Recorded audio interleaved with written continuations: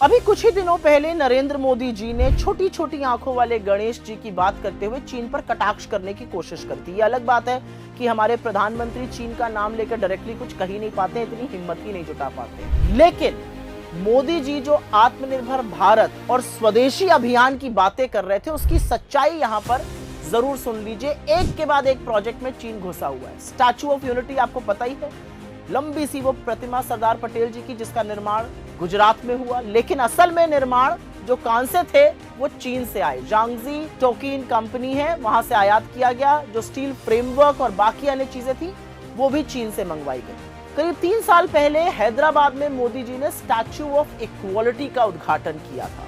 ये संत श्री रामानुजाचार्य की 216 फीट ऊंची प्रतिमा है। इस मूर्ति का निर्माण चीन की एरोसन कॉरपोरेशन ने किया था और मूर्ति के निर्माण के लिए चीन में कास्टिंग का काम किया गया और इस पूरी प्रतिमा को 1600 टुकड़ों में करके भारत लाया गया था। कुछ ही दिनों पहले मोदी जी ने हर घर तिरंगा एक अभियान चलाया था। आपको जानकर हैरानी होगी कि सैकड़ों करोड़ रुपए के तिरंगे चीन से बनकर भारत आए थे इस अभियान के लिए। फिर वंदे भारत, जिसकी बहुत ये लोग बात करते हैं, इस ट्रेन के लिए जो 4 व्हील्स की आपूर्ति है वो चीन की कंपनी टाइजोंग हांगकांग इंटरनेशनल लिमिटेड द्वारा की जा रही है।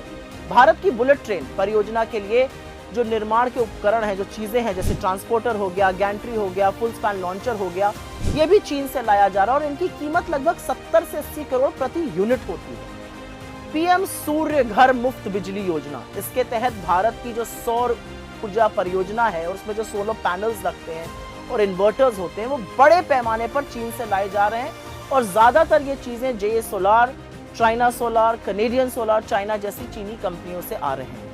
दिल्ली मेरठ RRTS जो तेजी से रेलगाड़ी चलती है, उसके तहत 5.6 किलोमीटर की लंबी सुरंग के निर्माण के लिए चीनी कंपनी शंघाई टनल इंजीनियरिंग को 1100 करोड़ से ज्यादा का ठेका दिया गया था। दिल्ली मुंबई एक्सप्रेसवे, उसकी भी बड़ी चर्चा होती है। कई चीनी कंपनियों ने उसमें काम किया, जांगजी कंस्ट्रक्शन, MKC इंफ्रास्ट्रक्चर, और इन्होंने तो मध्य प्रदेश में 2 पैकेजों के लिए संयुक्त रूप से भी काम किया था। फिर Mumbai metro A line, line 5 जिसको कहते हैं, इसके लिए भी CRRC Italian and Shanghai tunnel engineering limited जैसी कंपनी ने हजारों करोड़ रुपए का ठेका लेकर काम किया था। Mumbai trans harbour link, Modi ji गए थे उसका इनॉग्रेशन करने, आपको याद होगा। इस परियोजना में भी चीनी company China communication construction company CCC को बड़े स्तर पर काम मिला था।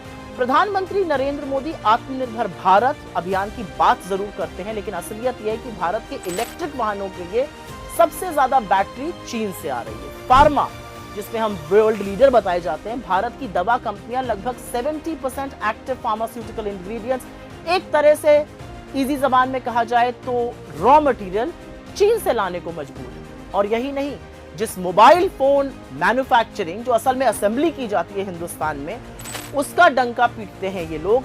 ये नहीं बताते हैं कि ज्यादातर इक्विपमेंट उसमें से 80 से 90% इक्विपमेंट उसमें से रॉ OEMs जो हैं वो चीन से आयात किए जाते हैं।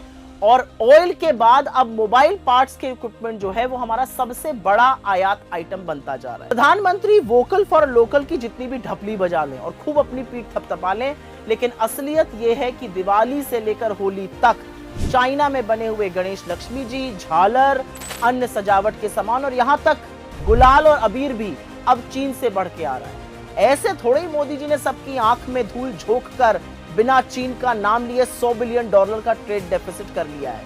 और असलियत यह है कि कुछ ऐप को बैन करके चीन को जबरदस्त धंधा दिया जा रहा है और मंच पे चढ़ के चीन पे कटाक्ष किया जाता है बिना चीन का नाम लिए हुए। अगर वाकई में आप चीन को सबक सिखाना चाहते हैं, जिसने पाकिस्तान की मदद की है, जिसने पाकिस्तान को अपने एयरक्राफ्ट दिए हैं, जिसने पाकिस्तान के साथ खड़े रहकर हमारे खिलाफ हिमाकत की है, तो चीन का जो आयात हो रहा है, चीन को जिस तरह से आपने अपनी परियोजनाओं में घुसाया हुआ है, चीनी FDI जो आप ईज करने वाले हैं, आपकी राज्य सरकारें जो चीन के लिए लाल कालीन बिछाती हैं, वो बंद करिए। दुनिया को कब तक बेवकूफ बनाइएगा मोदी जी।